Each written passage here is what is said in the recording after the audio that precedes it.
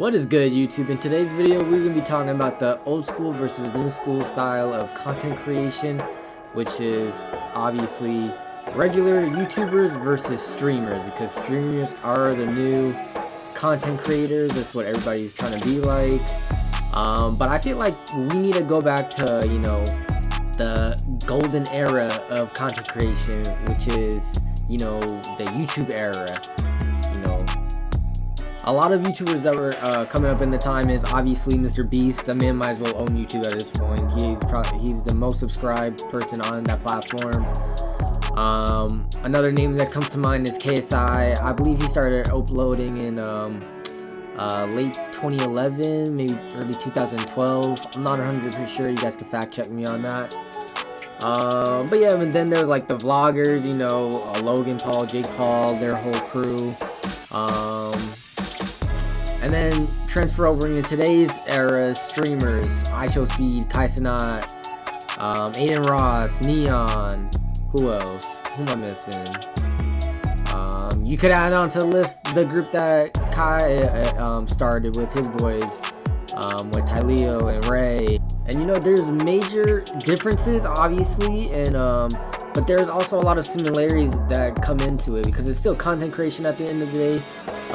One is just obviously pre-recorded and one's live, and when you're live, it's a lot harder. There's a lot of planning and preparation. You gotta be prepared when you're on that live stream. People might think it's easy. People might say you're fucking around and you get to just have fun, but it's not fun. It's still work at the end of the day. They have thousands of people. Just imagine a musician at a concert. Like, they gotta entertain all those fans, thousands of fans, and if they're not entertained, they are gonna be booed and probably wanting a refund from their concert. And the streaming game is gonna take a toll on your mental. Like, you really have to be mentally there and strong enough to endure what it takes to be a streamer. Like I said earlier, people think it's easy, but there's a lot that goes behind the scenes that you don't see when the stream is live. Like, there's a lot of preparation. With YouTube, listen, I'm not gonna front. YouTube is very hard. You still need to have some sort of a mentality to try to even become a YouTuber and put that effort there into those videos. You have to bring that energy every time you record.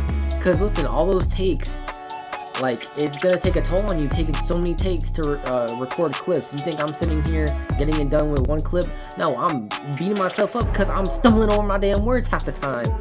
And thumbnails, like, when you're a YouTuber, like, you're doing it all yourself. With streamers, if you're at that point of a streamer, which honestly I think you should do YouTube first and then you should start streaming, but honestly I think you guys should pick a lane. Streaming, you can just do streaming off the bat. I just think it's very hard to do that, just start off with just become a streamer. I think you have to build a community off another platform of some sort, whether that's TikTok, YouTube, or Instagram already, and you could transfer it over to Twitch or stream on YouTube. And yeah, so basically, comment down below what was your guys' favorite YouTubers growing up, who you guys watch the most, which some 2K YouTubers. I know Soul Illuminati's big one, Pretty Boy Fredo, MP Crew, basically Duke Dennis, Davis, Agent. Who's another 2K YouTuber? You got Stacks Montana. How am I forgetting? Chris Smooth. And comment down what streamers you guys used to watch, whether it was mainstream or if it's even underground streamers. They're making a scene underground, just like that SoundCloud era. That's how it's gonna be for streaming. I feel like it's the mainstream and then there's the underground scene. That's what it's gonna turn into for streamers.